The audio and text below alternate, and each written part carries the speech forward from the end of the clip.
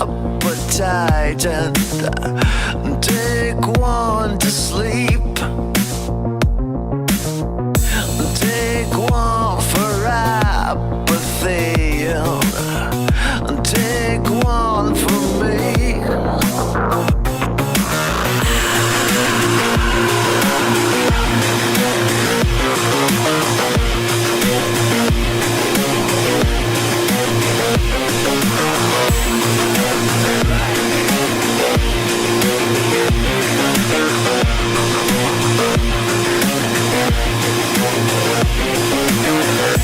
Take one to stay awake and take 1, 2, 3.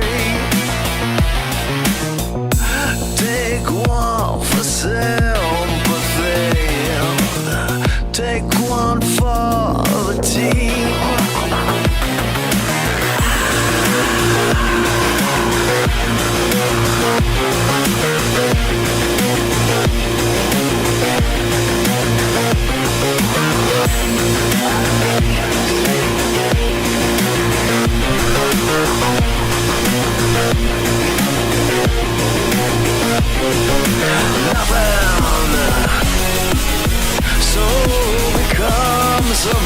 What's up, everybody? How's everybody doing?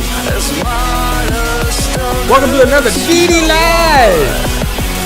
This is 116, baby. Yeah. I don't want to turn the music off.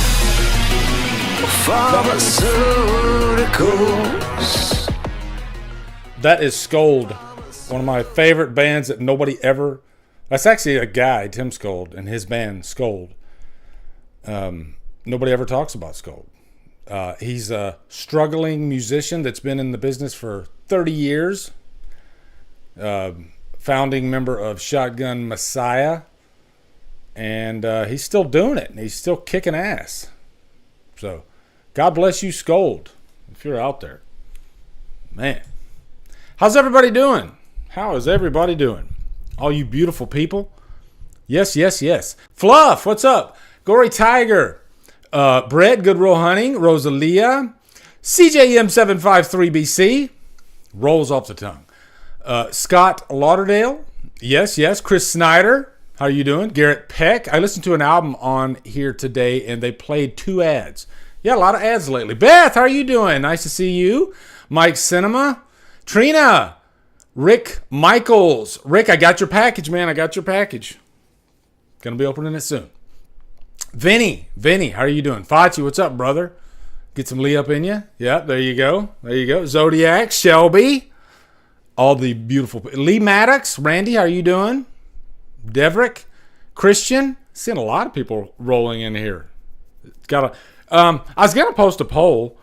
Just tell me, which news story are you most looking forward to covering tonight? Is it going to be Halloween? Is it going to be The Crow? Or is it going to be Scream? I want to know. Let me know. And did you hear that awesome music at the beginning? Okay. Yeah. The Crow. Yeah. The Crow. First one out the gate. The Crow. Scream. The Crow. Because depending on your choice, that's probably the one we're going to start with. Okay? Scream. I think it's tied. I think people are sick of Halloween. We'll save Halloween for last. The Crow remake, which I think looks like a bland, generic revenge movie. I'll tell you right now, and I'm just calling it, I'm going to give the movie a fair chance, but if you want to watch a good, modern Crow movie that's not officially a Crow movie, watch Revenge from 2017. It's a female Crow. I know a lot of people argue with me that that's not a Crow movie, and they're right. But I like to think of it as a Crow movie because it fits all the story beats that the Crow has. And it's awesome. It's awesome. So I think it'll be tough for this movie to beat that movie.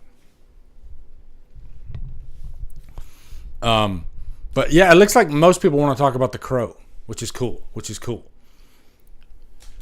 Let me take a drink. I got funnies tonight too, guys. Got way too much to talk about.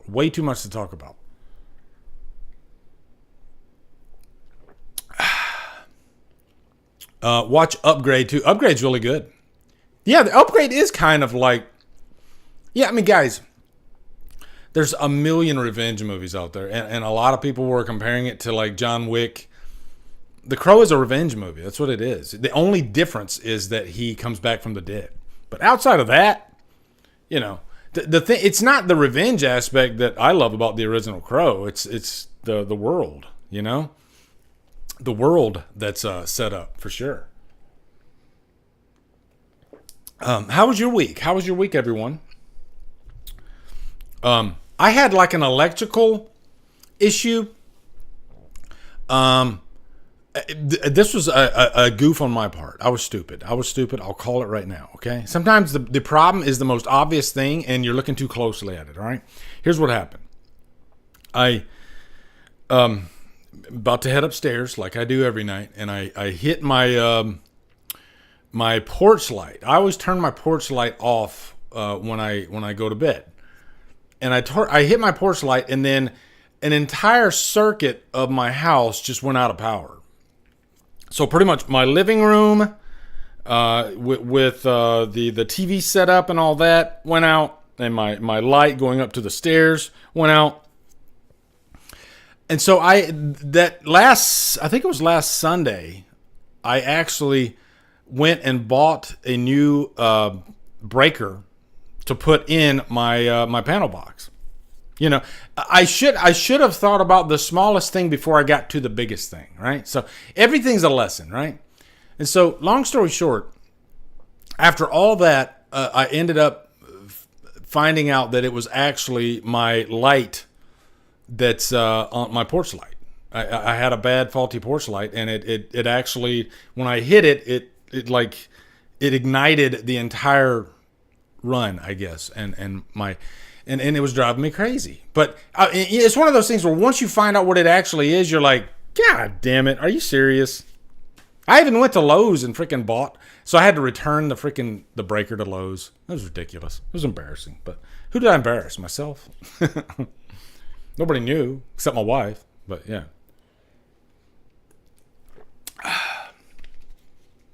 Let's see. What a crazy week though, right, guys? For like news. Usually you kind of space this stuff out, right? You get one bit of news during the week, and then you get the next bit like a week, sometimes 2 weeks, sometimes a month. And I think over the last 2 weeks it's been, we had the Halloween TV series update, we had the Scream news with Nev Campbell, and then we got the Crow trailer. But it all started with the first image of the Crow.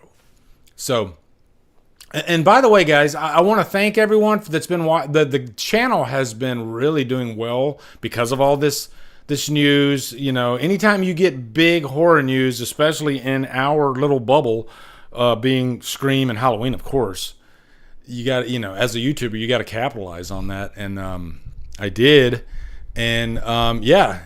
You know, you get more views than you would normally get. Like any normal reviews I get, if it's a new release, I do pretty well. But man, I tell you, the horror updates, that's the ugly thing about YouTube. The video that you spend 10 minutes on, or let's be fair, maybe 30 minutes. That video, most of the time, if you time it right, gets 10 times the views of the video that you spent, you know, maybe a week on. You know, and that's just because of news.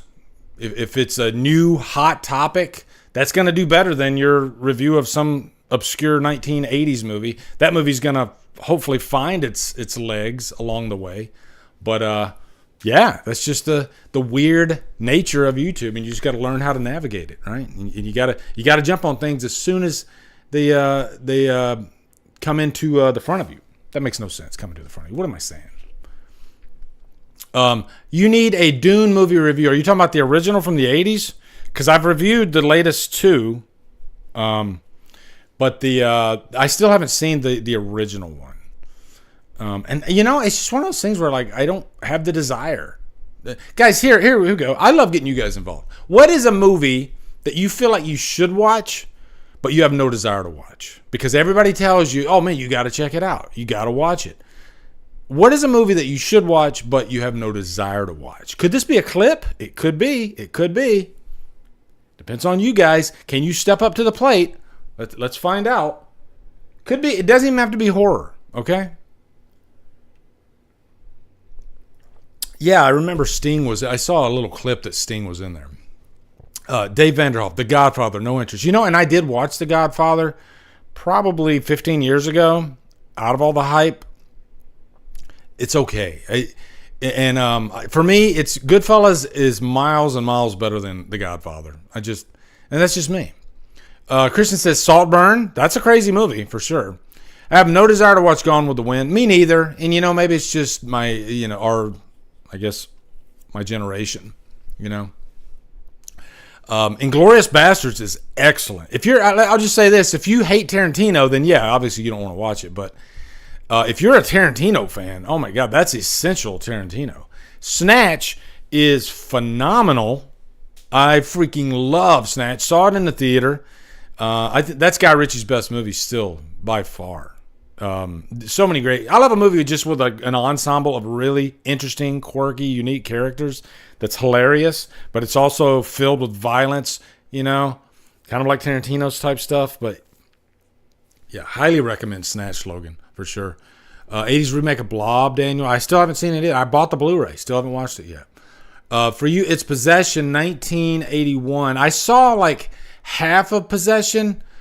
And not that I turned it off because I couldn't take it anymore. I had to go do something else, so I only caught a little bit of it. I have the Blu-ray. It's a weird movie. It's definitely interesting, crazy performances. So I definitely want to finish it. Beth, Star Trek, I completely agree. I've never ever had a desire to watch. I've watched the newer movies; they're fine, but I just didn't really care to watch the original movies or the TV series from the 60s. And I've just never been a Trekkie. Is it one of those things where you're either a Trekkie or you're not? I just wasn't. Oh my God, Logan, you're killing me. Logan, Pulp Fiction. Holy shit. I mean, Pulp Fiction's easily in my top 10, maybe top 5 favorite movies ever. Brokeback Mountain.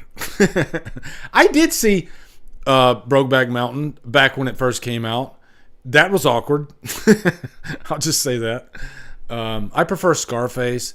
I can't bring myself to watch Saltburn either. Rosemary, man, I'm telling you, you got to check out Saltburn.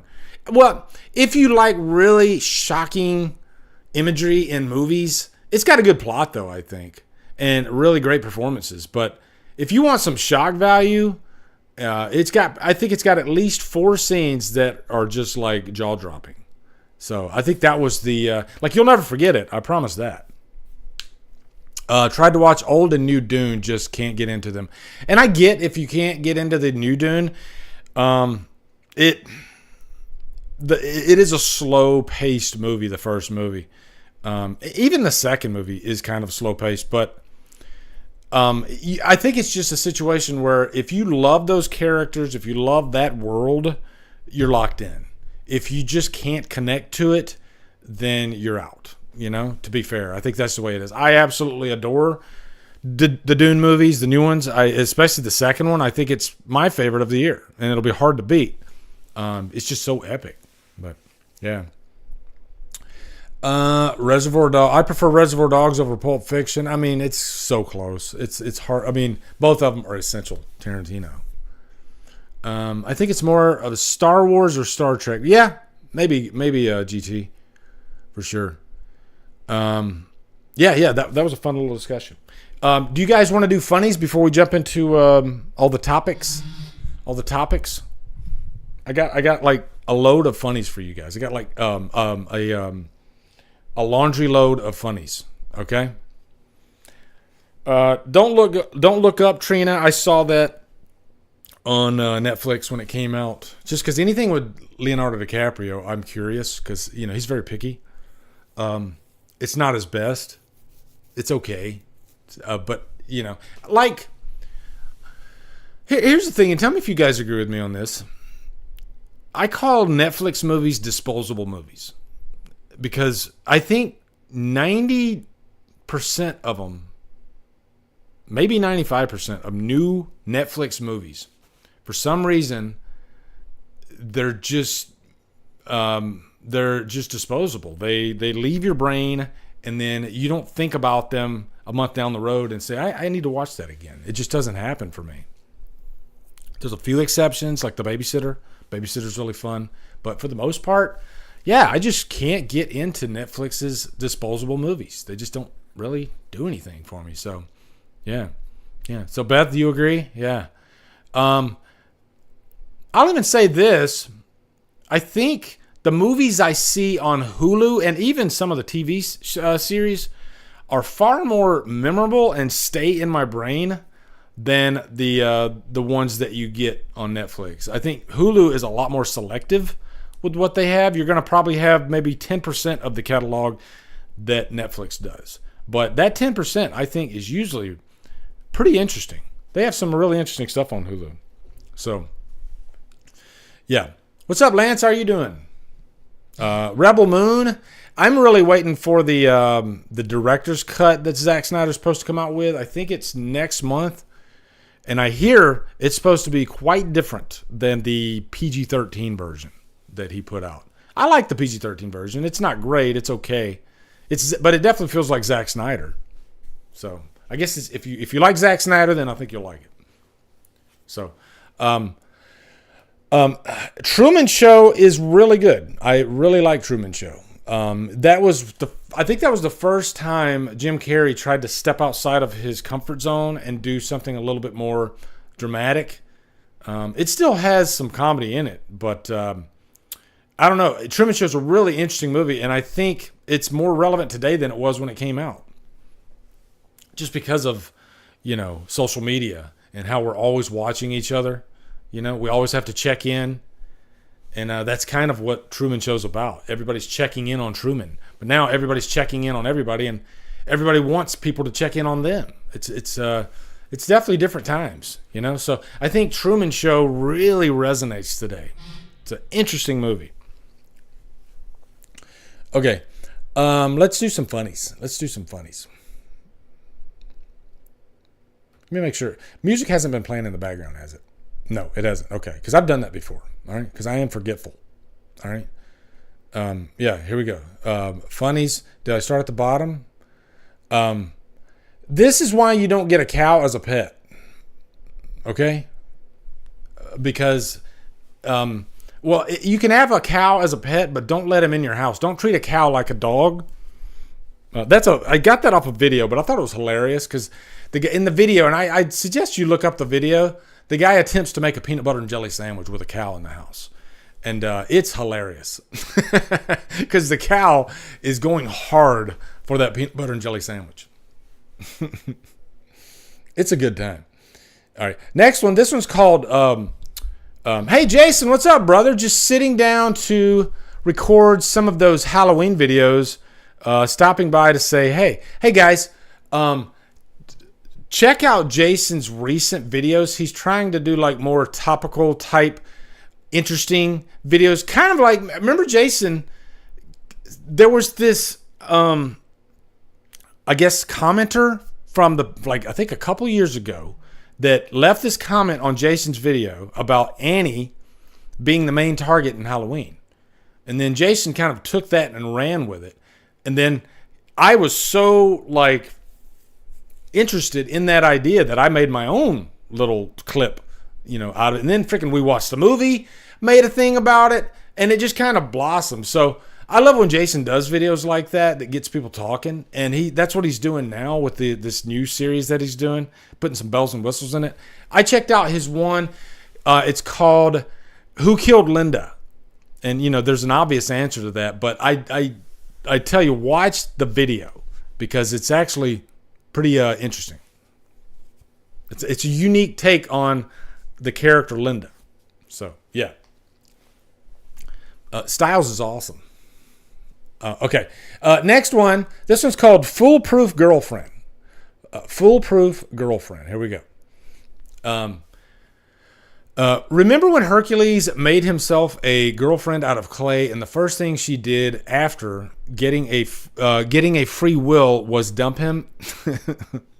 It's funny because that could happen. Even if you make your girlfriend, you still got to woo her, right? I think that Beth, weird science. Anyone? Even that got a little complicated, right? They made her for really superficial reasons. But then after that, they were like, "Oh shit, what do we do now?" You know, it was like that. Weird Science could have been. It could have been a Triple X movie easily. I wonder if there's a Triple X version of a porn version of Weird Science. That's kind of.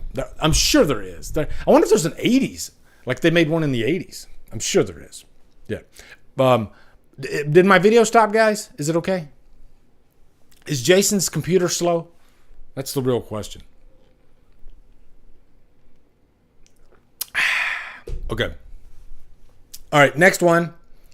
This one's called French Subway. French Subway. French fries. French dressing. Can you guys tell me what movie that's from?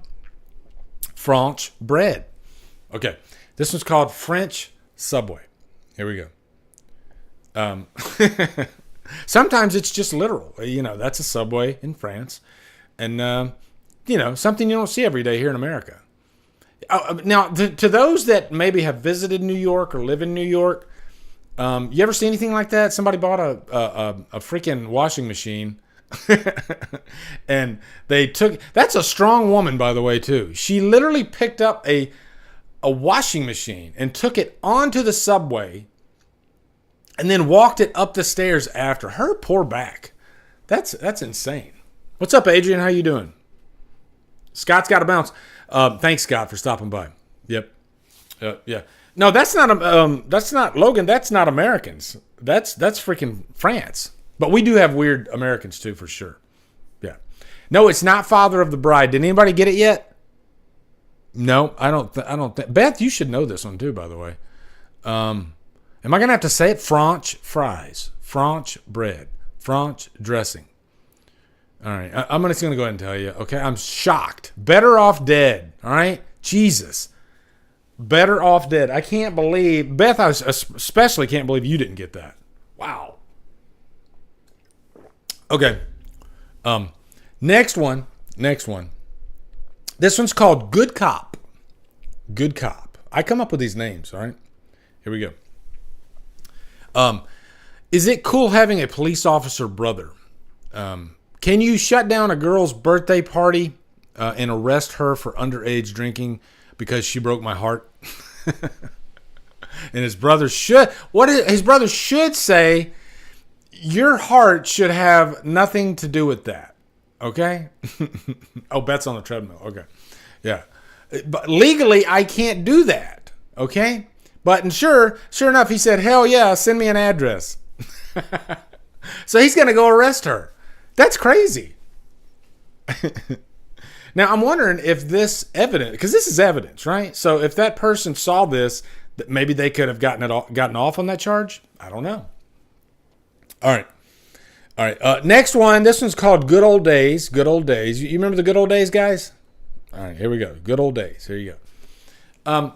Bro, when I was a kid, they really just mailed everyone a giant book full of everyone's full names, addresses, and phone numbers. Isn't that crazy? You know, because everybody these days, they're worried about, you know, security and their privacy. And when back in the day, did we not worry about it? But, I mean, literally, if you wanted to find out, like, if you were stalking somebody back in the 80s, maybe that's why they made so many stalking movies in the 80s. All you had to do, Sarah Connor, all you had to do is look in the phone book, and boom, there's Sarah Connor. There's 3 of them. Go find one, right? Kill the first 2 if you want to.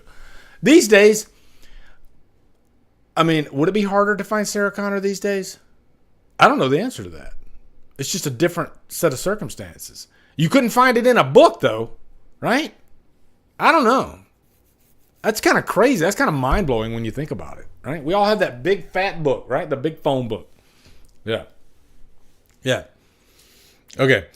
Next one. This one's called Gym Boyfriend. That's with a G-Y-M. Like Beth, she said she's on the treadmill, so she's doing gym workout. So here you go.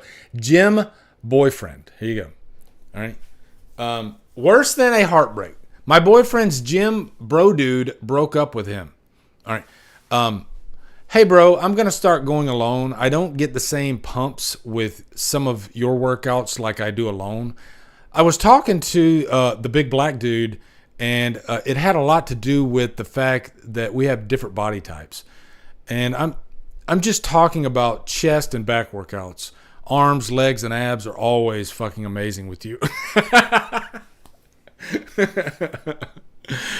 He had to end the breakup on a high note, right? Have you ever seen anything like that? Have you ever been broke up with a gym partner? I guess breakups come in all shapes and sizes, right? That last sentence got me though, you know? Arms, legs, and abs have always been fucking amazing with you. Is that supposed to make him go, you know what? This is a great friendship, even if it's over.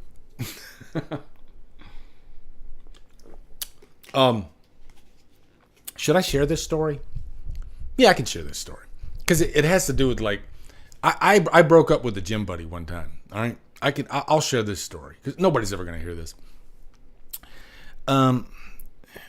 Let's just say this was like 15 years ago. I was living in Oklahoma. Damn, I'm giving away too much. But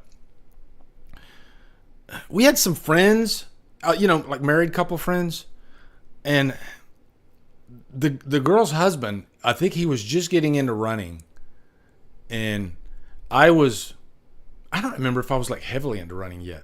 I don't think I was. But I just remember he was wanting me to go run with him, like constantly. And I don't like running with people. My big thing is I like putting on my music and just running at my own pace and doing my own thing, right? And it was one of those situations where he just kind of like pushed him. It wasn't like he asked me. He was just like, hey, I'm coming over. Let's go for a run, And eventually I was just like, I had to say, at first I was making up excuses, but eventually I was just like, I would rather run alone if that's okay. So I can relate to this. I did have a gym breakup. So it was sad. It was sad. Okay. This next one's called Harry Baggins. You see, when you combine the two, it wouldn't work. It'd be like, can you imagine if there was a character named Harry Baggins? Yeah. But anyway, yeah, here's the, I might have shared this one before, but it's so damn funny that I couldn't help it. Luckily, you didn't cry, Trina. We went our separate ways. Okay. Now, if you've never seen Harry Potter or Lord of the Rings, you're not going to get this, but I'm laughing my ass off. As a matter of fact, I've been going through the Harry Potter movies this last week. Just for because I haven't watched them in a while. They're good movies. So yeah, you got that's Frodo in the top picture. Harry, and then. Did you put your name in the Goblet of Fire? Goblet of Fire is like my favorite Harry Potter movie too, by the way. And then Frodo's like, who the fuck are you? Because that's in Lord of the Rings and it was Boromir. Never mind. Okay. So that was for me. That wasn't for you. All right. Did any of you get any kind of enjoyment out of that? Or maybe you didn't see both properties? I don't know. See, that's the thing. You got to work for that, Joe. You have to have watched all of Lord of the Rings and all of Harry Potter. To really, really enjoy that, okay? Yeah. Chris, I just rewatched Lord of the Rings a couple months ago. Yeah, I watch Lord of the Rings every year. Huge Lord of the Rings fan. Okay. And I do love Harry Potter, too. I prefer Lord of the Rings, but Harry Potter's great.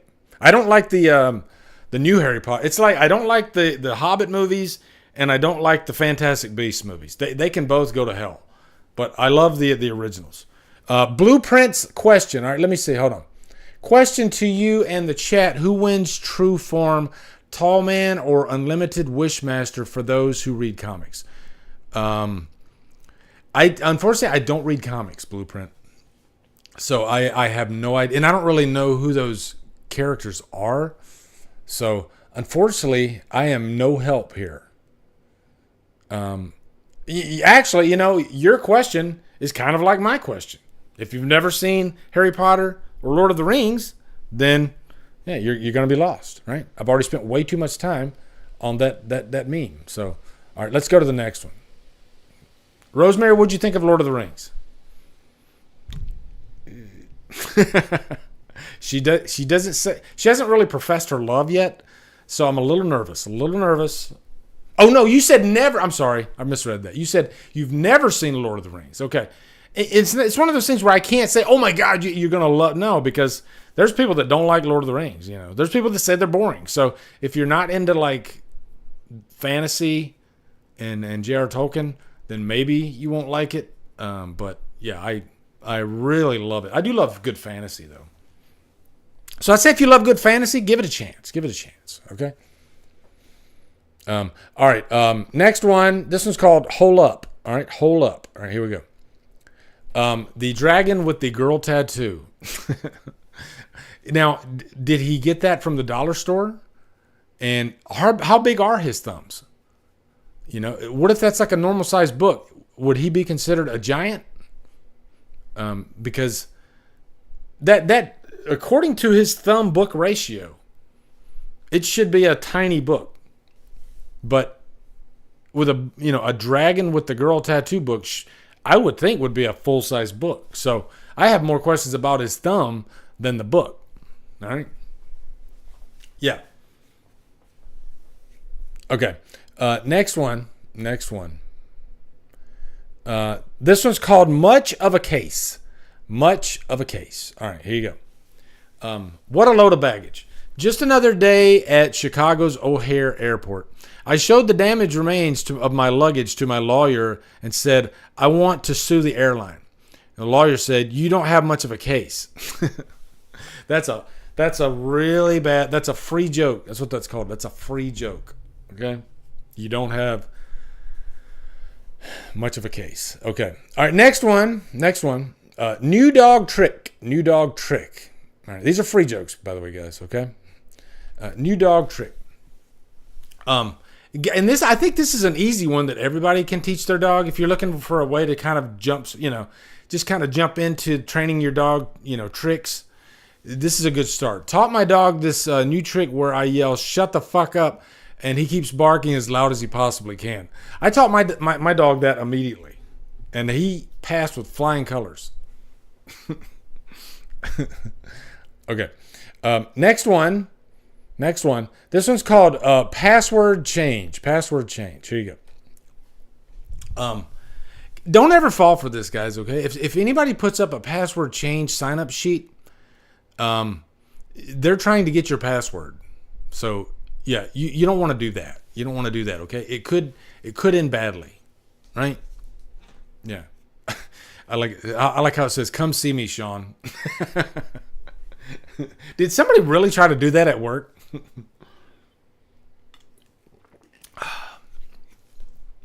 Okay. Next one. This one's called Scream 3 Villain.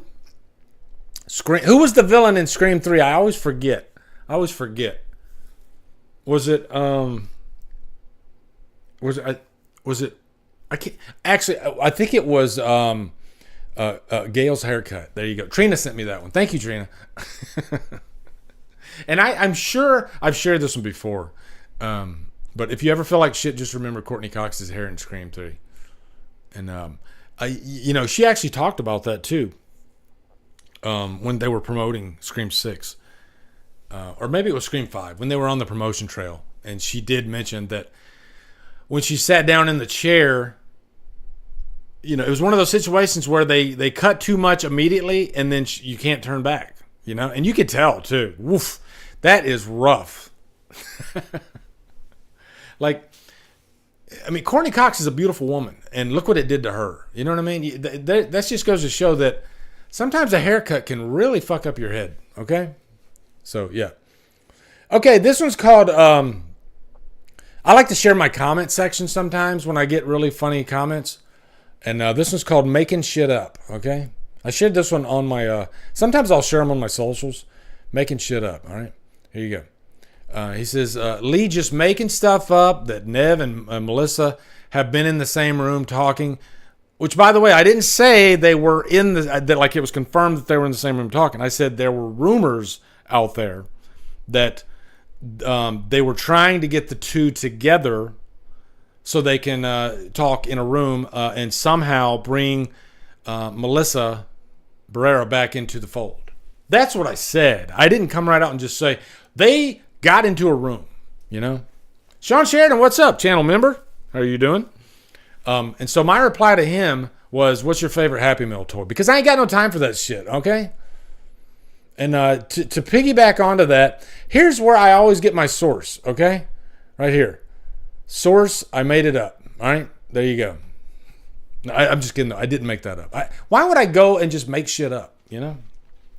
Although there are some YouTubers that do that shit, okay? That literally make shit up. And they become like infamous, like everybody knows about them, okay? I'm trying to remember the guy's name. Do you guys know what I'm talking about? There's a guy, he literally will just make up stories about anything that's current pop culture, you know, usually around Star Wars. Mike Zero, that's it. I got too small of a channel anyway, it doesn't matter. Mike Zero. He will literally make shit up. He will not cite his source. He will not say, according to the rumor mill, you know. You can say anything you want on YouTube, but you got to preface it with something. You got to preface it with, according to Bloody Disgusting, you know, according to Deadline. Or if there's no official source, then you got to say, there is a rumor out there. This is not official. And then say whatever you're going to say. But no, he doesn't do that. He literally just goes right into the quote unquote factual data. Just boom. It's a fact and that's it, you know? And he gets tons of views. It's hilarious. And what's fun is everybody knows he makes it up. And that maybe that's why he gets the views. You know, what's he going to say next? I don't know. And it's not like a comedy thing, you know? He literally just, hey, somebody's going to believe it, right? So there you go. I mean, hell, you know what though? To give him credit, oh my God. There are so many, there's thumbnail theft. Not saying that you're stealing a thumbnail, but clickbait gets out of hand sometimes, okay? Because I like sometimes, you know how you'll get into a certain subject or a certain mood and you go down a YouTube rabbit hole.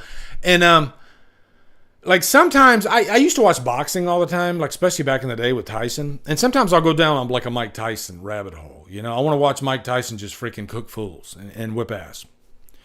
You will see so many thumbnails with Mike Tyson in the ring during his heyday, and then they'll Photoshop some dude that he didn't fight, just like right there in the thumbnail, you know, and do a whole video on it. And it's crazy. I'm like, what the hell's going on? Like, Mike Tyson fought this gang member, which, yeah, he did fight a gang member, but it wasn't the guy that they put on the thumbnail. They just like took some guy that looked like a thug with 8,000 tattoos and they put him on the thumbnail. It's kind of hilarious. So, okay, next one. We're almost done with funnies, guys, okay? All right, next one, student name submission. All right, here we go. Student name submission. All right. This is what happens when you let the students submit their new names for their school. All right. Drew Brees Elementary, Bruce Lee. Did you guys ever do this when you were in elementary school or even high school? You know, it's pretty much the academic equivalent of throwing Skittles at your teacher. That's what this is. Adolf Hitler School for Friendship and Tolerance. Schedule MC School Face.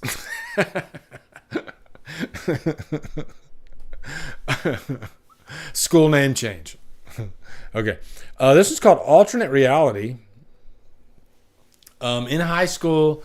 And then this kind of confused me at first, this meme, because I thought they were trying to say that that's what Zac Efron and Britney Spears look like now. But no, I guess it's what, like, normal people, not celebrities, but normal people, they might be young and fit and attractive when they're in high school. But there's quite a few times, hey Tiff, how are you doing? There's quite a few times when they become adults, you know, some they let themselves go or whatever, but they just end up looking like normal people in society. I guess that's the best way to say it, okay? So I thought it was kind of interesting, especially the way, like, Zac Efron is not heavy like that. He looks chubby there.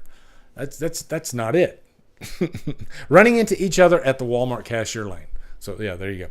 All right, this is called Awesome Haircut. When did this haircut happen and why wasn't it stopped? You will see this haircut at least once a week somewhere. Okay. And Cryptic Chance, how are you doing? Channel member, thank you, good sir. I'm on my last break at work, so I can't stay long. What are we talking about? We're grab-assing right now. We're going to get into the news here pretty soon, okay? But, yeah. And if you do have this haircut, then, God bless you, okay? That's what you want, and it makes you happy. If you wake up happy with this haircut, then you know what? You go, all right? So, what happened to Yugo cars? Remember those? Carlos, he says, Lee, if you were directing the new Halloween TV series, how would you open up the first episode? Ooh, I like that question, Carlos. I like that question. How would you open up the first episode? Well, I think you'd want to get everybody's attention. You'd probably want to open it up in like with an action sequence, right? So I think you'd have to open it up with some kind of maybe stalking type deal that ends with somebody being attacked, but maybe you are a little discreet about who's being attacked and who is the attacker, Like Logan says, the Judith kill scene. I don't know if I'd want to start it with the Judith kill scene. We're going to get to a lot of Halloween talk, but that is a good question. The opening scene is always really important too. Okay, this is 2 Scream photos that I found that were really cool. This is one from back in the day with Nev and Skeet and Matthew. And there's a recent one with Melissa Barrera and Skeet and Matthew and Randy and Dermot Mulroney there. But man, look how happy they all look together. And this picture makes you happy and sad, It's kind of, it's so upsetting how it's always upsetting when something horrible happens. And I'm talking about movie talk here, I'm not talking about real world types, even though this is real world. Somebody's job was lost. But yeah, it was a preventable outcome, It was a preventable circumstance. And that's what breaks my heart about this. And this stuff does happen from time to time, where somebody like take an example, Terrence Howard, when he did the first Iron Man, and you could tell he loved playing roadie. And I think, I don't know exactly what happened, but he wanted more money or something like that. And I have a feeling that if he would have gotten into a room with the right people, maybe they could, because he didn't want to lose that part. But there was a breakdown in communication somewhere along the line. And I think that's what happened here. And that's the scary thing about having agents and lawyers and all that stuff and go-betweens. Sometimes it's better to just get in a room with the people, A to B right there. Bands talk about this all the time, like Sebastian Bach. He's asked on a daily basis, are you and Skid Row ever going to get back together? And he says it's pretty much up to the managers at this point, up to lawyers, and he himself said, you know what? I've said it a million times. I am more than willing to get in a room with those guys, and we could sit in a room, but I haven't sat in a room with those guys in 27 years. So that's the unfortunate thing about the business. When the legalities get involved, sometimes a horrible thing happens, right? So yeah. And then this next one's Awesome Uncle. I have an uncle who responds to text messages after 2 months. No one knows where he lives exactly, and he shows up when he wants to.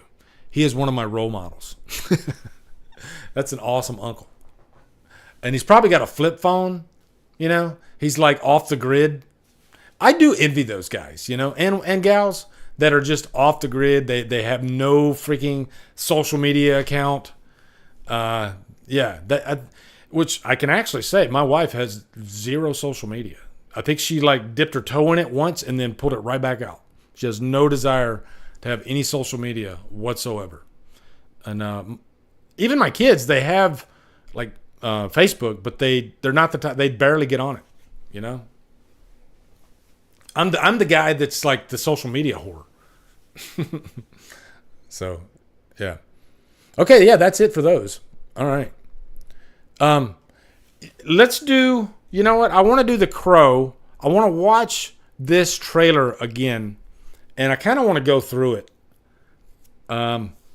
And if you saw, and by the way, man, I'm probably like 10,000 views on that freaking reaction, which shocked me. I didn't expect that at all. So thank you guys for watching. That means a lot that you guys give a shit about what I say about The Crow. But I think a lot of people know what it means to me. You know, The Crow is very important to me. I've talked about it so many times on my channel. You know, I always profess my love for The Crow. So I think you know that I take this property very seriously. It's pretty much tied with Halloween for my all-time favorite movie.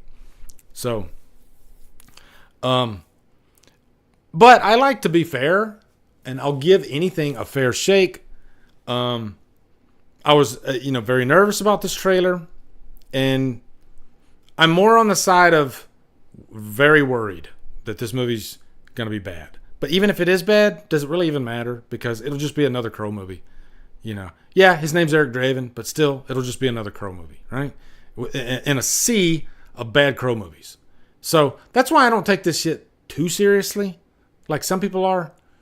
After this movie's, done, and I'm probably forgotten about in a couple years, because I don't think it's going to be a hit, guys. And if it is, that's great for it. But it's just a niche property. This isn't Halloween. This isn't Star Wars. It's The Crow.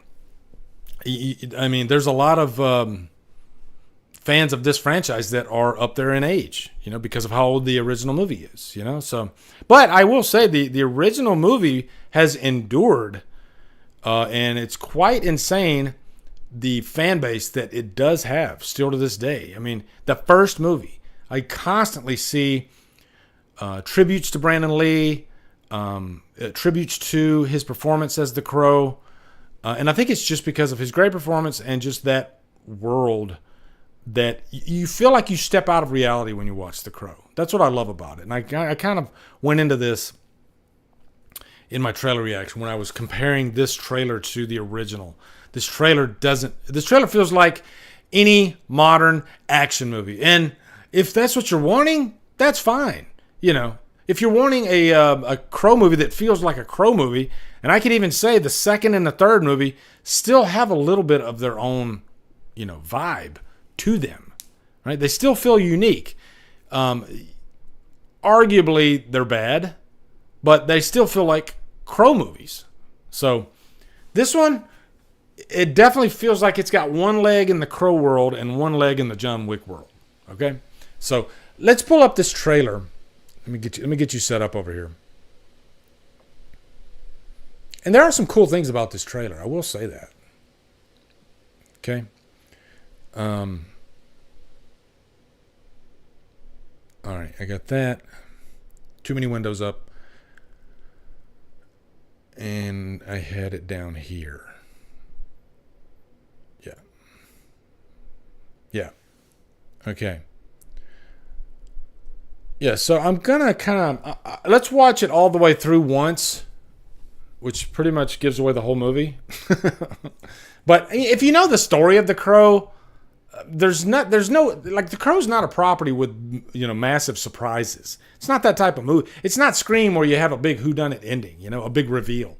It's not really that, so you know what you're getting. But yeah, let's watch this, and then I'm going to kind of step through it real quick, okay? So anyway, here we go.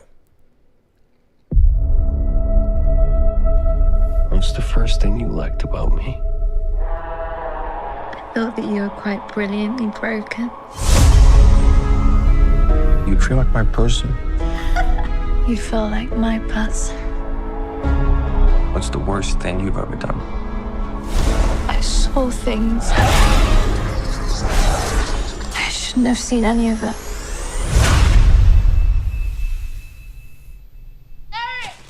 Shelly! Shelly! Please don't do this!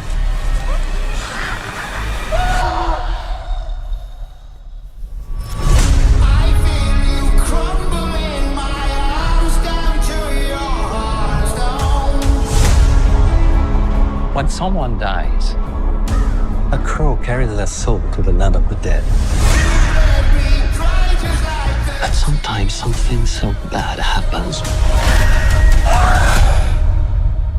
that That's a cool cannot shot. rest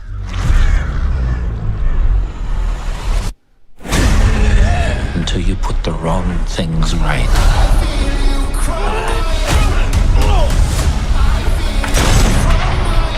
You were given the power of a god.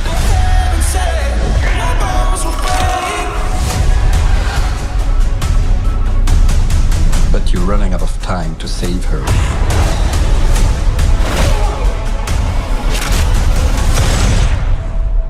I'm gonna kill them. Every single one of them.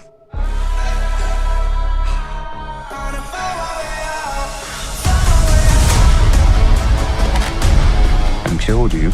Yeah, you did. We have a problem. He came for us.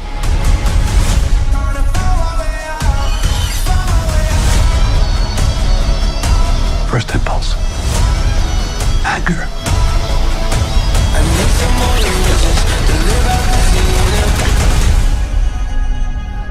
It's not anger. It's love.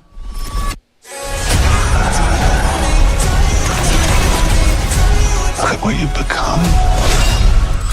You know that love promises only pain.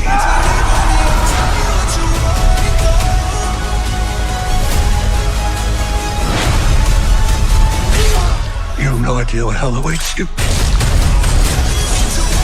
No, I do.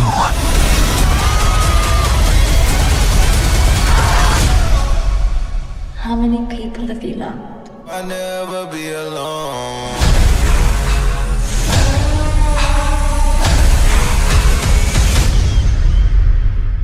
Okay, now I'm gonna step through it. Let me replay it. What is my computer doing? Okay. What's the first thing you liked about me? I thought that you were quite brilliantly broken. You feel like my person. You feel like my person. Oh, here we go. What's the worst thing you've ever done? I saw things. So it looks like they spend a lot of time building that relationship between Shelley and Eric, just to kind of compare. And I'm going to be comparing this to the original a lot. That's not to say that this did it better than this, which it probably did, but I'm just kind of observing things here, okay? So just bear with me. But if you remember in the original, it was more about flashbacks. Like the very beginning of the movie, the crow brings him back to life. And I have a feeling, just by looking at this trailer, I don't know for sure, but it looks like this is kind of a chronological thing, and they start off with their relationship, which is an approach, and that's fine. And he doesn't become the crow until a certain point. So I guess what I'm trying to say is that stuff has to be pretty damn compelling to keep you invested into what is eventually going to become. All right, so let's press forward. Shouldn't have seen any of it.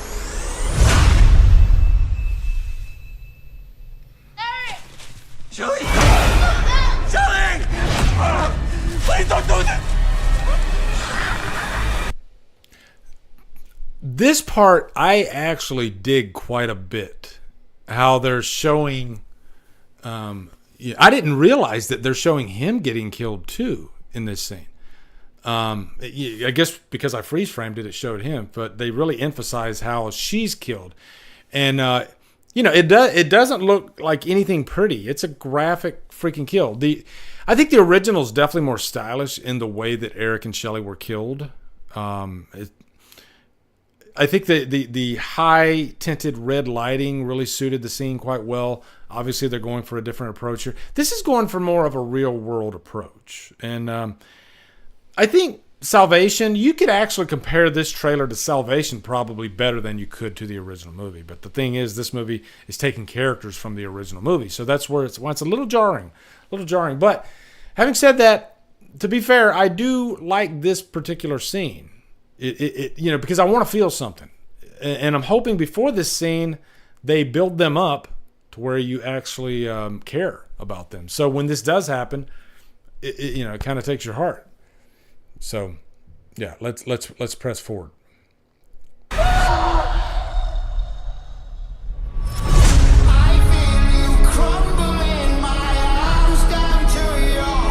By the way, I do dig that Ozzy song. It's Ozzy and Post Malone. I looked up the song today. It's a really emotional sounding song, and I definitely give them props, for the trailer. I don't think the song's in the movie. But yeah, I actually dig the song. I don't really care for the use of auto-tune, which also brings up the question of the music, because the first 3 movies are so known for how music is just embedded in those stories. The music is almost as much of a guide as The Crow is. So, and it's really just great music. I have all 3 soundtracks. I don't even think there is like a musical soundtrack to Wicked Prayer. But man, the soundtracks for the first 3 movies are flat out excellent. So I'm hoping that they take a note from that and you have some really good music. I'm pretty open-minded with music. I listen to a little bit of everything. I'm not overly judgmental on any one type of music. I think every type of music has talented artists, right? And every type of music has artists that are not so talented. So, but I do dig this song, actually, and it does add a little bit of an emotional weight to the trailer. When someone dies, a crow carries their soul to the land of the dead. And sometimes something so bad happens that the Now, I'm wondering if they're going to use kind of a skull cowboy type character in this movie, because if you follow the first movie, you know that they shot a whole sequence with the skull cowboy, but they removed those scenes. They didn't think it was needed, and I agree. I don't think it was needed. I think the movie is steeped in like supernatural elements enough to where I think if you included the skull cowboy, then it would have went overboard. So this voice doing that phrase from the first movie, which was done by Sarah in the first movie, and I much prefer Sarah's vocal delivery in the first movie over this. This doesn't feel like it has any kind of oomph behind it, I guess. I don't know who this character is that's stating it. So maybe we're out of context here, and maybe in the movie, I don't know. I doubt it, but yeah. Also, I have a question too. Now, is he dead already at this point when he's pushing him? Like, is this where he transforms himself into the crow? I'm guessing it is, because if we looked at that scene earlier, he was being suffocated with Shelley. So that's when he supposedly died. So, which is another issue I have with this movie, if it's going this route. It seems like he dies and he still is without makeup, without the crow makeup. So maybe he does some of the killing, or maybe he decides to, maybe they spend a good amount of time with him before he puts on the makeup. That's what I'm thinking. And then once he puts on the makeup, that's when he goes and starts killing everybody. Okay. Which, you know what? It's different. I don't have a problem with it. What's it gonna...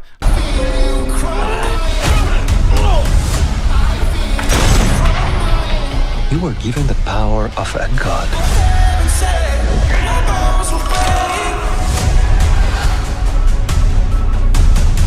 But you're running out of time to save her.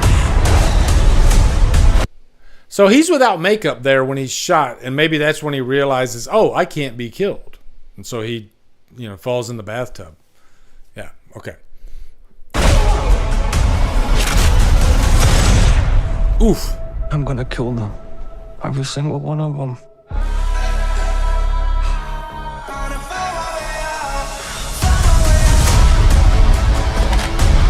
And killed you? Yeah, you did. I think that's supposed to be the T-Bird scene, which the T-Bird scene is definitely one of the coolest scenes in the movie. The first movie. Really the whole first movie is just chock full of amazing scenes.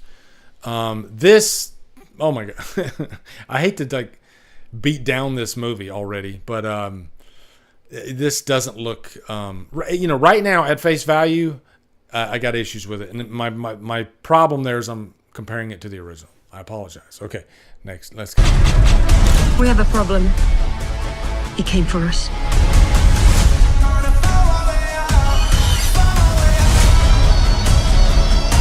First impulse. Anger.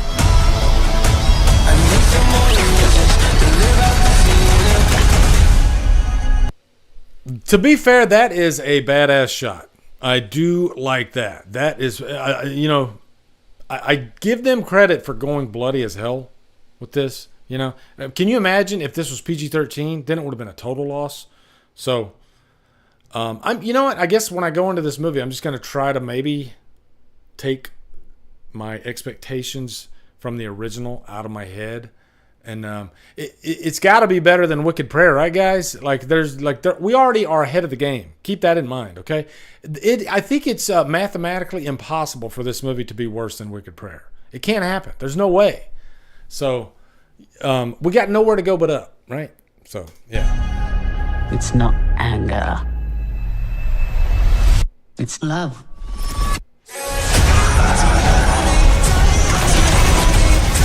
Look at what you've become. You know that love promises only pain.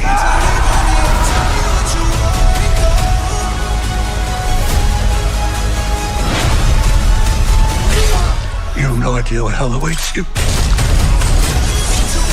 No. That was a badass shot, too. And if you notice, his blood is black, which is, I think, a cool element to the movie. If you think back in the original movie, there wasn't really that much blood. It was a violent movie, but it didn't really depend on the blood. And I'm not saying it's a bad thing to have a lot of blood. I think it's a good thing. I think that could be one of the pros of this movie. I like that this movie is hella violent, you know? I do.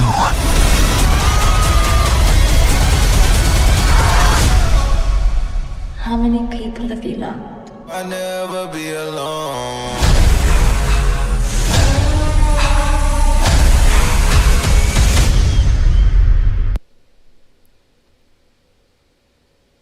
Okay, one good thing I could say, another good thing I could say about this movie, and really just, I guess, The Crow in general.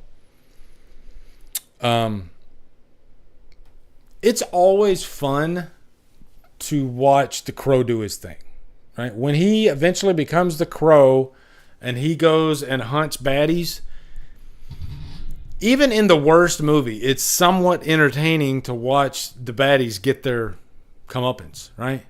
And that's what it's all about when it comes to Crow movies. And I think that's the one thing that's going to help this movie. I don't know if save this movie is the word I want to use, but if you're just looking for a good revenge story with baddies, getting cooked, then you might come out of this movie happy. It might be a satisfying endeavor. All right. I had some little notes here too. Let me see. Scream topics. Where'd I put it? Oh, it's down here. So if I go to my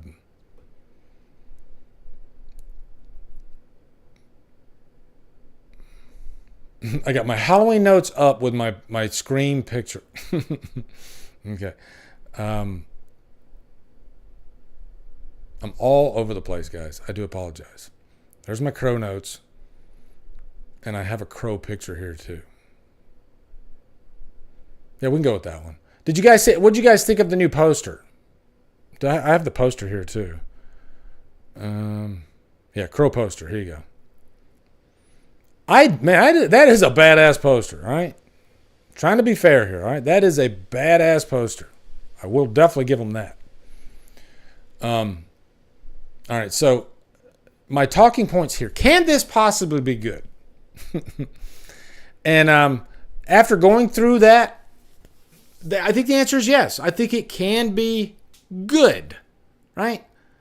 I think there's a chance. I think there's more of a chance that it's going to be bad than good, all right? And I hate to sound really negative, but that's where my head is at right now with it, okay?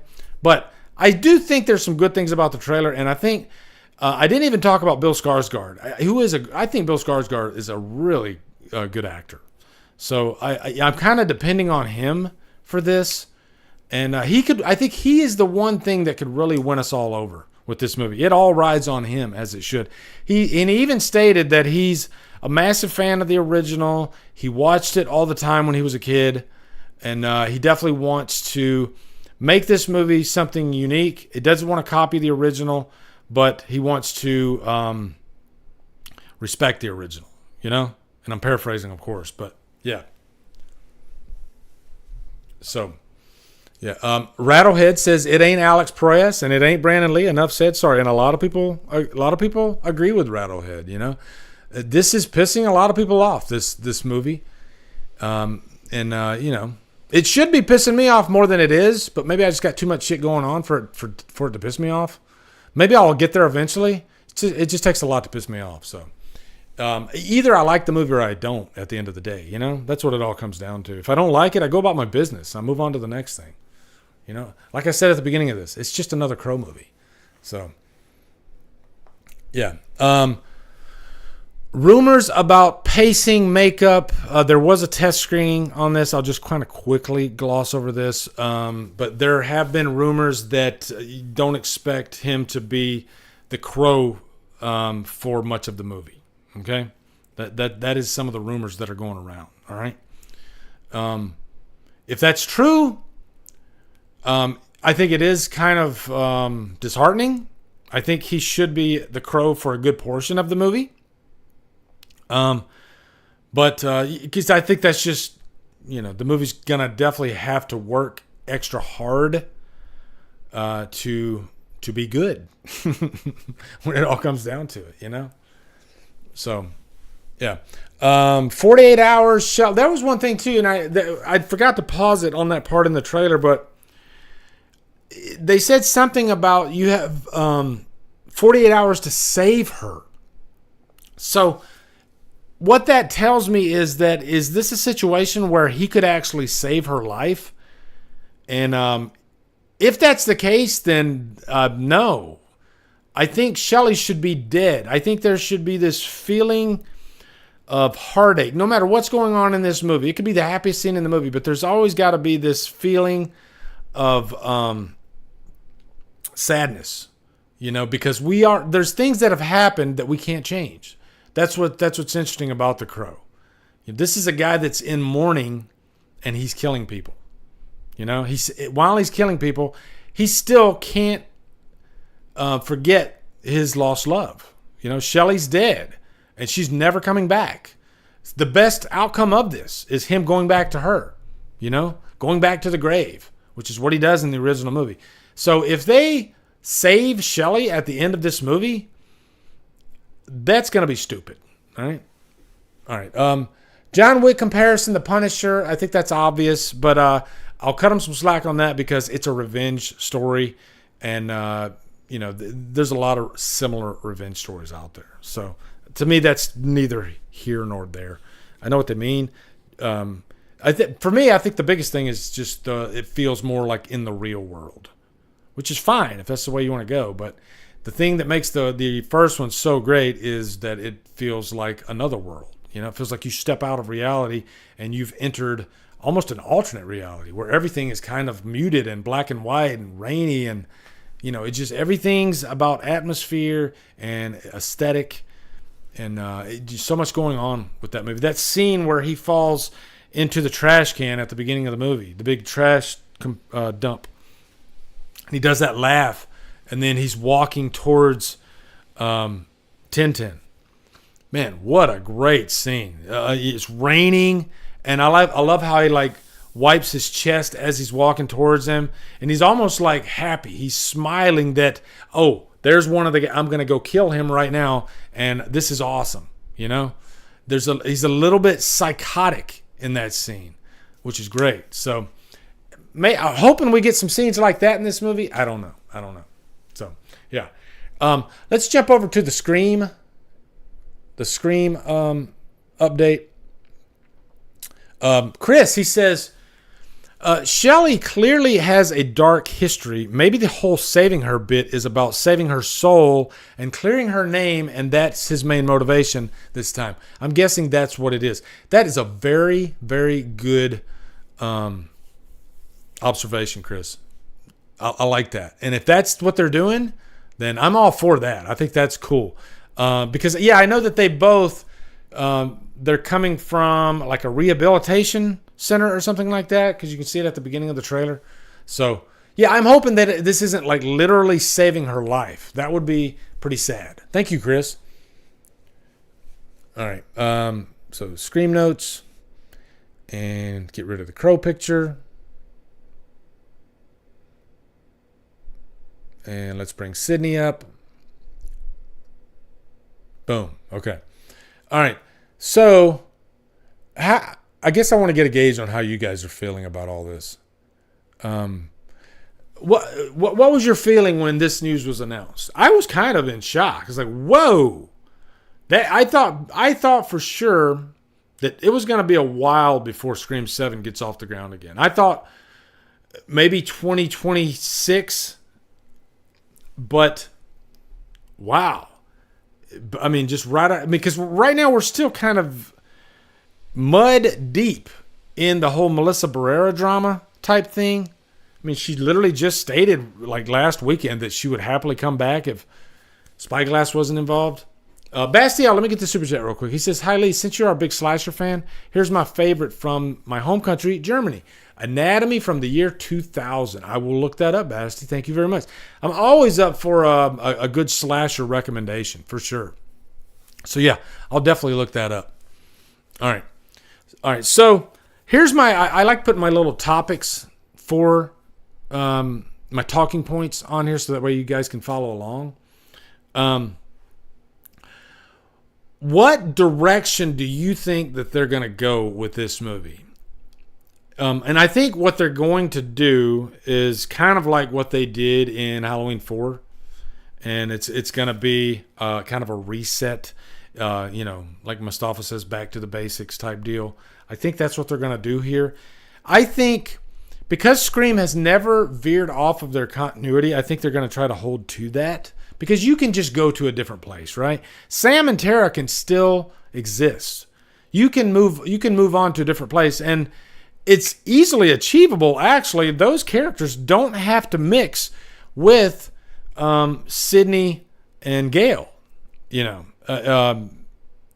can go there. It's not like they're family. It's not like they're part of their lives. So this could be a thing where they go back to Woodsboro, or they could go to another town. So this is an easily fixable problem if you want to get rid of Melissa Barrera. And I think maybe that's one thing they were thinking. So I guess my question is, are they thinking 2 movies here? Trilogy? Are they doing this just one movie at a time? Because normal franchises, you usually just want to do one movie at a time, and I think that's always the best approach. Put all your eggs in one basket, make the best movie you can, and move forward. But with Scream, it all depends on where you're wanting to go. But thinking back, every final act has been pretty much formulaic and the same type thing anyway, so they can play it safe. So I'm guessing that they're thinking one movie here, and let's just go. I don't think this is going to be the last movie. They always want to leave the door open for Sydney. But I think they just want to, we've pissed off the fans enough. Let's give them what they loved about the first Scream movie. I think that's what they're going to do here. I'm going to call it right now. As much as I would love for Stu to show up in this movie, since this is, the first movie with Sydney coming back since 5, and her role in 5 wasn't that great.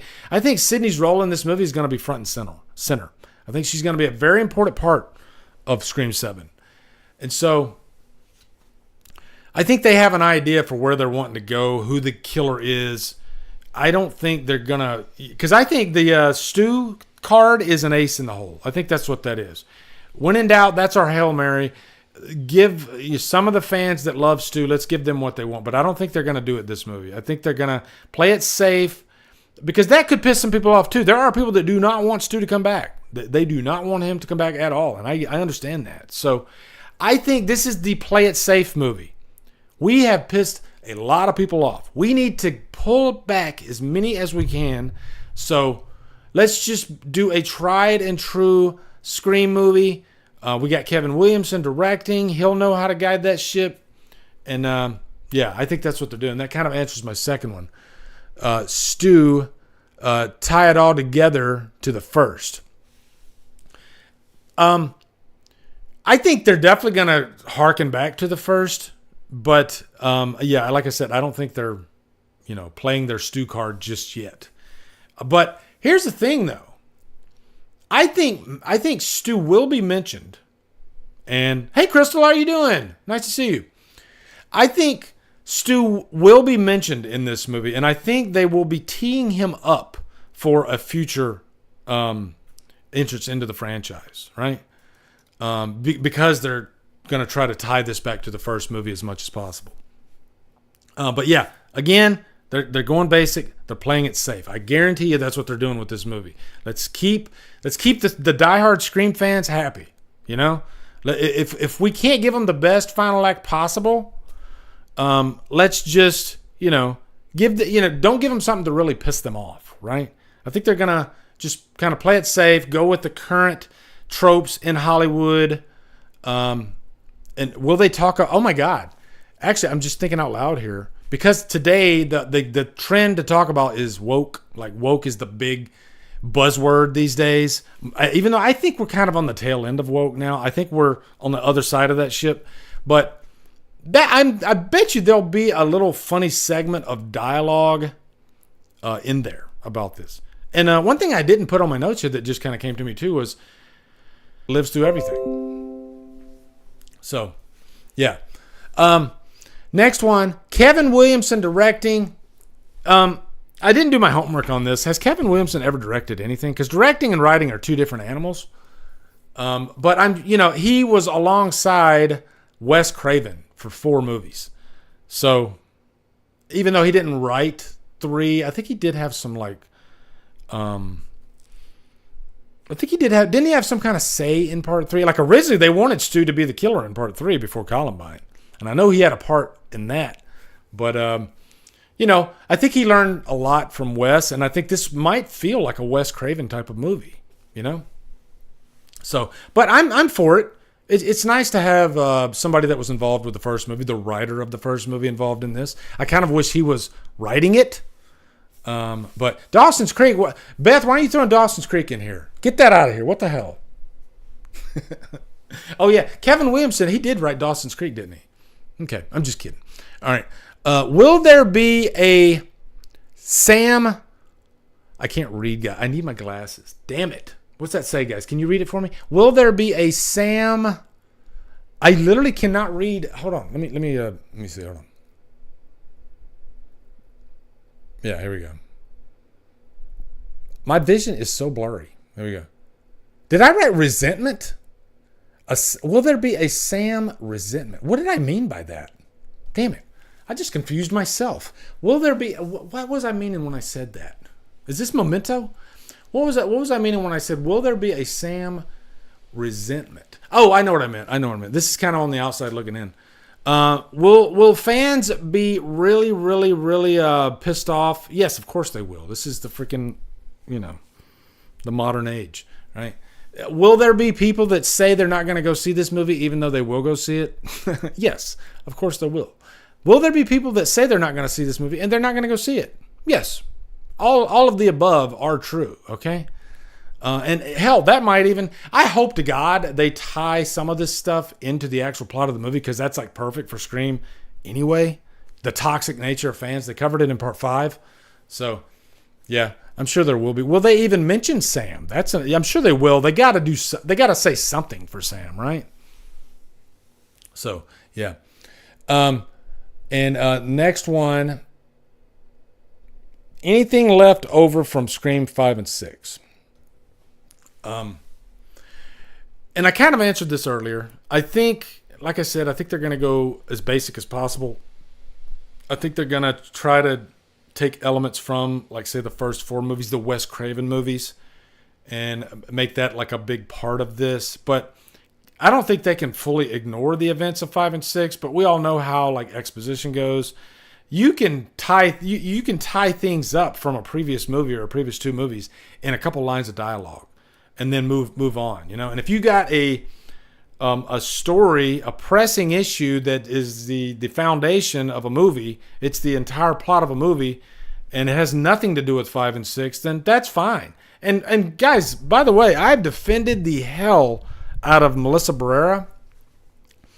I could not stand quite a bit of Scream 6, if I'm being honest. The movie does kind of piss me off and annoys the shit out of me. So know that I'm separating the artist from the movie, okay? I believe that they way overreacted on Melissa Barrera here. And whether I like the movie or not is not the issue. But if 6, if they barely even kind of reference 6 in this movie, because I don't really care for the movie that much anyway, then that's fine. I think, the thing that pisses me so much off about 6 is that there are a few things in the movie that are fucking awesome.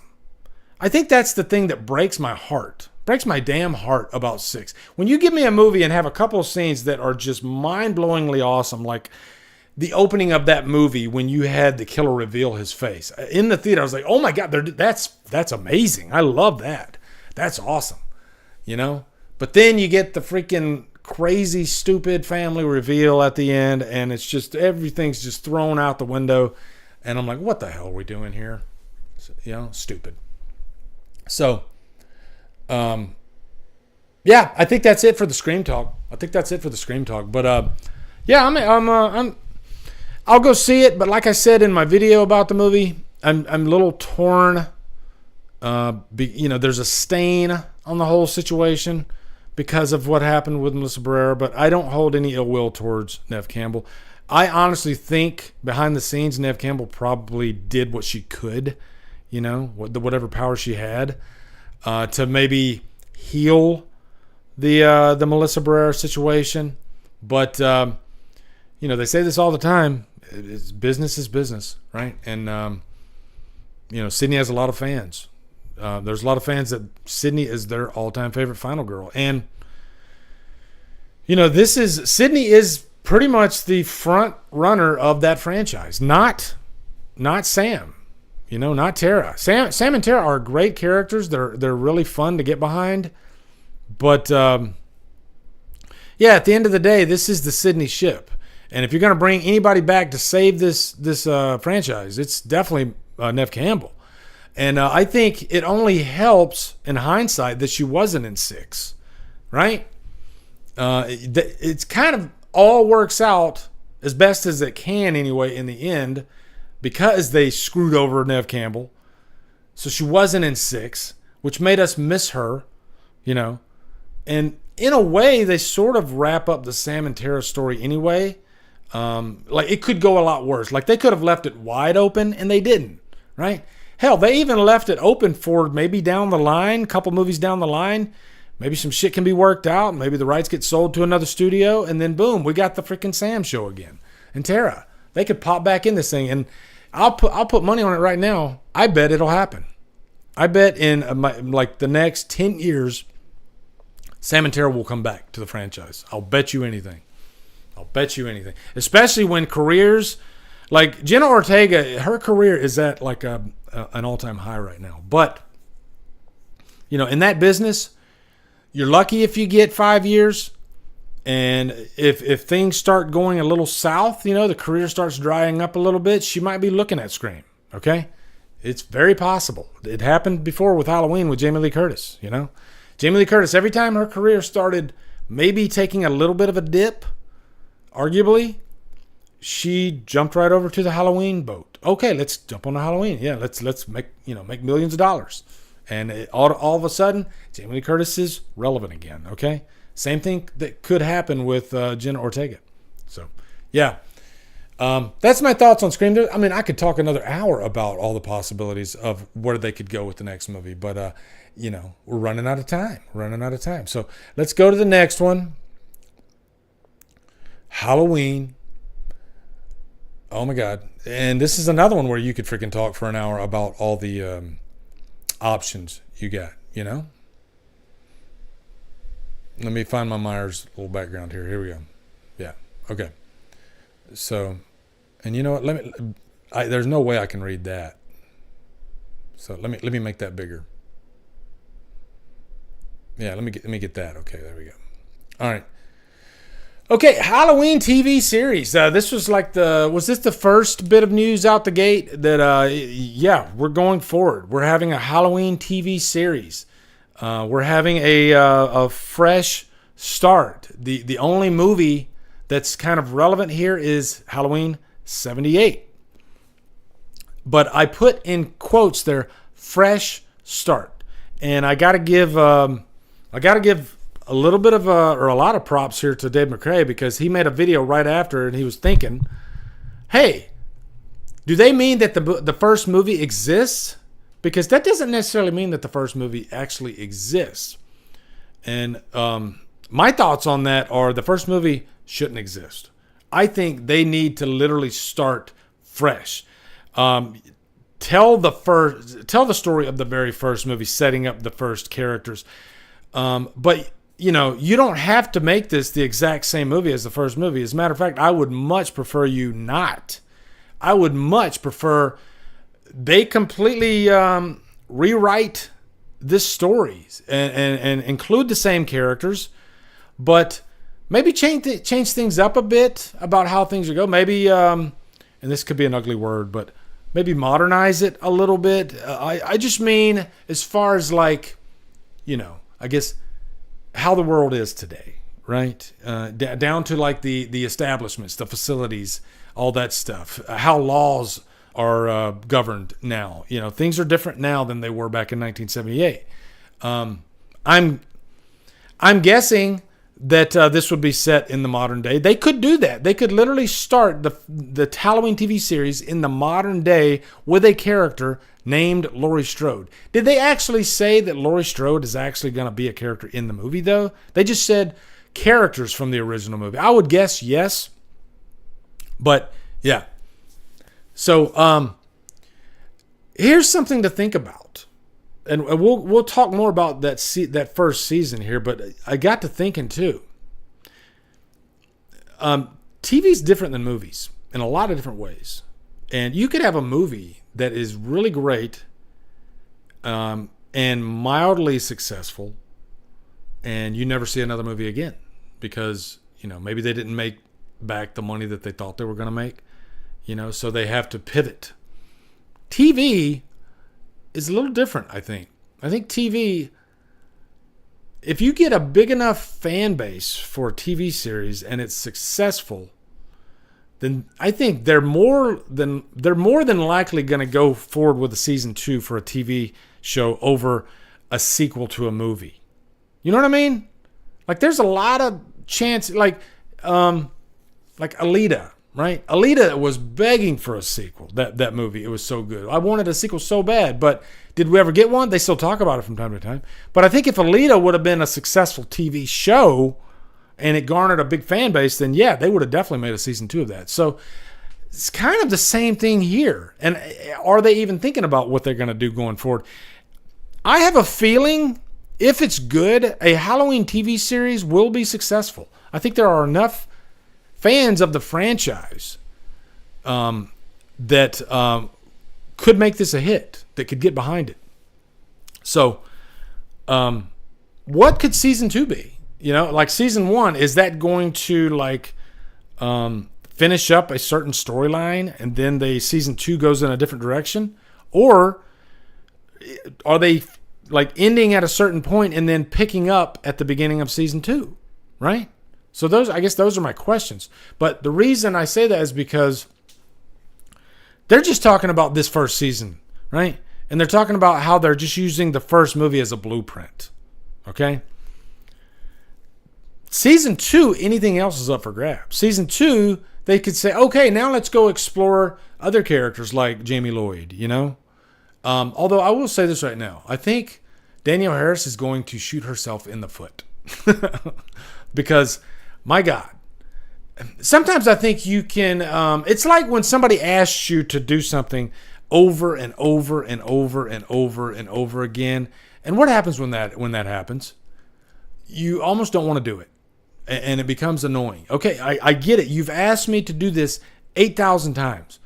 And at this point, you're kind of getting on my nerves. I'm kind of sick of it. So actually, I kind of want to go a different direction now because you're annoying the shit out of me.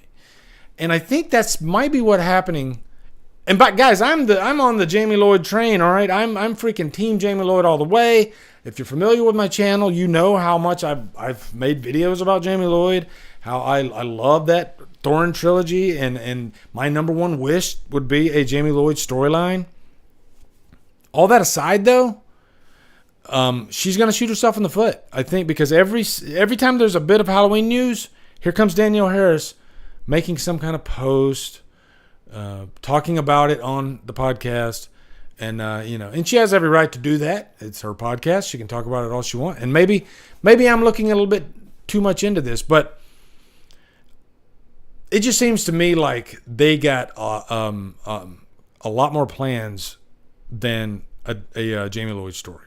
So, this first season, though, we know that's not going to have anything to do with Jamie Lloyd. But, when they announced this, and we knew that it was only going to take place in the first movie, here comes Danielle Harris posting something like, hey, guys, my fans that follow me on my page that are going to tell me what I want to hear.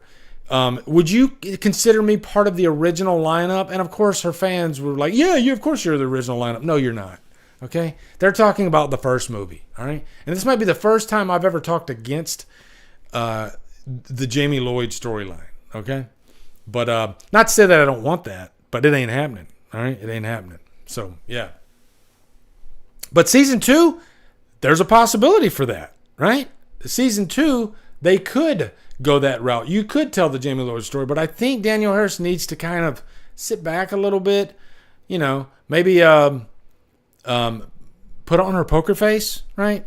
And then maybe they'll be like, because I think the fans can make something popular without the person themselves constantly flexing about it. I think if enough fans are like, you're on freaking X and you constantly see people posting, Jamie Lloyd is trending, right? It's shit like that gets people talking, right? So I think if that happens, then yeah. But if it's constantly Danielle Harris, hey, I'm over here, yeah, it ain't gonna work. It ain't gonna work. It's psychology, right, guys? It's basic psychology, Yeah. All right. All right, here's the next one. And, man, I'm going to get a lot of mixed opinions on this one. Can Lori be fresh again? Shift focus. Because I've seen so many people, even my buddy Jason from Cinema Reviews, he was like, please, God, no more Laurie Strode. I've said it a million times. No more Laurie Strode. But here's what I'm thinking. I think where I'm coming from is no more that Laurie Strode. Right? No more Jamie Lee Curtis. That's really what I'm talking about here. I am sick of Jamie Lee Curtis. God bless her. She saved the franchise. She's done so many things for the franchise. But I'm done. I'm done with Jamie Lee Curtis. If you're starting fresh, though, and you have to have a Laurie Strode character, I guess it all depends on what they do with the character. Is she going to be exactly like the Jamie Lee Curtis version, or are they going to maybe change it up a little bit? I don't know. I think I have to be won over.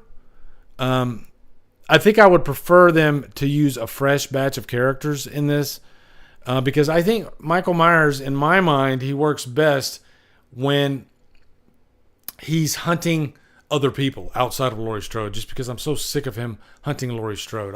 I like when Myers is just, almost like random prey, even though I am for the sibling angle. I do love the sibling angle. So I guess what I would prefer is if this was an alternate reality, maybe Laurie Strode doesn't exist, but there is a different Strode, kind of like if they had Cara Strode in part 6, a Betty Strode, something like that. I think that would be kind of cool. Maybe link the two worlds together, but it's different people. I think that's the way I would like them to go. I think that would feel more fresh, right? I think they're still going to do Laurie Strode, but that's kind of what I would like, you know? But I'm not as angry as a lot of people are about Laurie Strode. I just don't want Jamie Lee Curtis. Okay? Loomis. Why is nobody talking about Loomis? That's the first thing I jumped up and down about when this was announced. Oh my God. They have to have Loomis in this. We haven't had Loomis since 2009. And arguably, that wasn't really Loomis. You know, that was different than Donald Pleasance. And I know we did have they showed like Loomis in David Gordon Green's trilogy in the flashback scene, but that didn't really count. Not only are we going to have Loomis, but we're going to have, I think, a lot of Loomis in this TV series. And boy, does that get me excited, because he's my number 2 favorite character of the franchise. He might be tied with Michael, actually. That's part of the reason why I'm kind of obsessed with the franchise, is because I just love Loomis so much. And that's one thing that I do miss about the franchise. The one part in Halloween 2018 that gave me chills was when you heard the tape of Loomis talking. And man, I just love stuff like whoever that actor was that did Loomis's voice nailed it. You know, because he really captured that like dark and creepy side of Loomis, you know, that I like.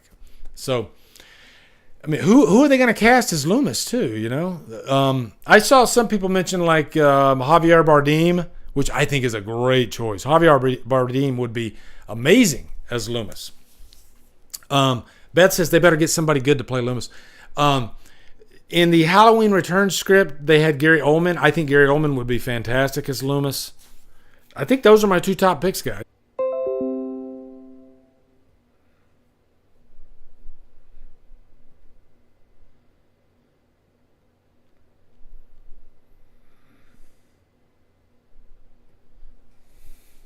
Are we back? Let me see. Hold on.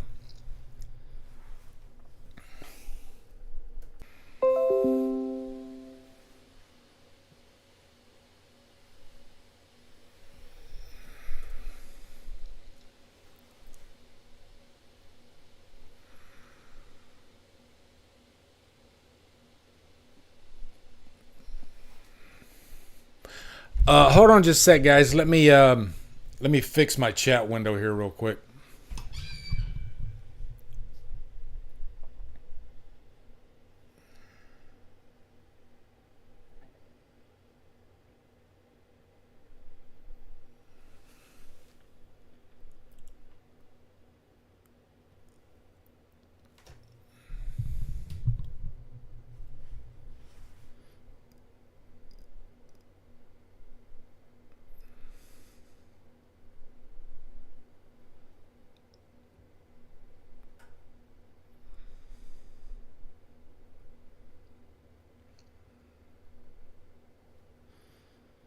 I'm trying to figure this out. Hold on just a second. Let me see if I can...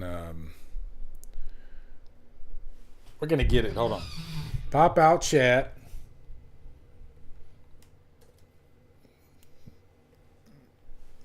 And let me put this in here.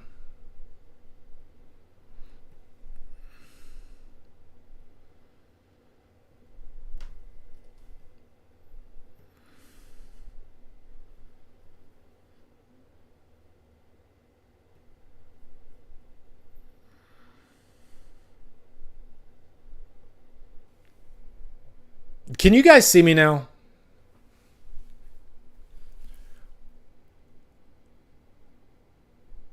I was literally talking here. Can you guys see me? I was literally talking here for like 10 minutes and I forgot to hit start streaming again because I closed I closed my OBS and had to reopen it to fix the chat. And my dumbass is just sitting here talking and nobody's there. I'm an idiot.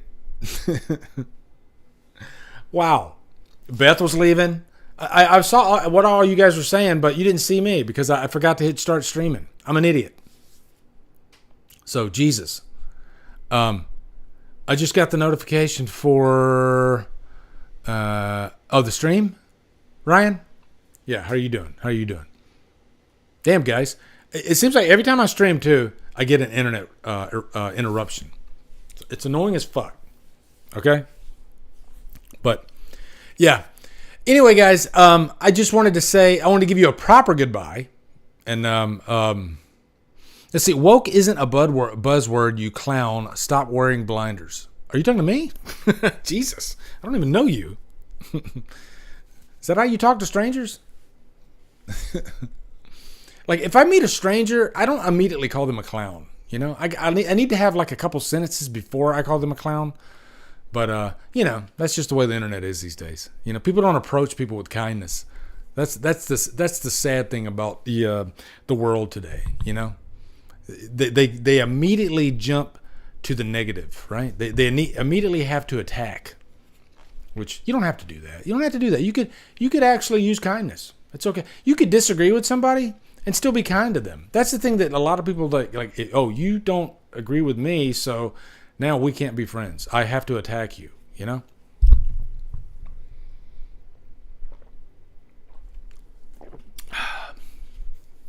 Psychology is so interesting. It is. It really is.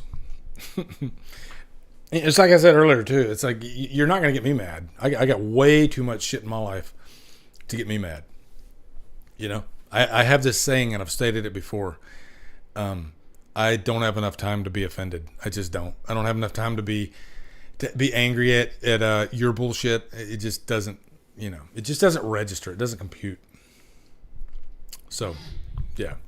Damn, am I getting grumpy? Garrett lives in Florida too. Man, I get all the woke I can take from my governor. Yeah, that's true. I'm sick of. You know, I'm basically just sick of it. I'm sick of the word. I'm sick of the whole thing. I'm hoping we're on the tail end of it. I'm just done with it. It's really just stupid. You know, what's up, Troy? How you doing, brother? Nice to see you. Man, it's hot in here. Hopefully my AC works fine. Man. What's the movie you guys are looking forward to most this year? Is there a horror? Because we don't have like a big tent pole. Well, yeah, Maxine. Yeah, Maxine's probably the big one.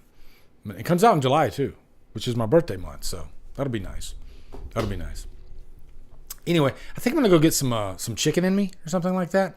But I hope you guys have a wonderful, wonderful night.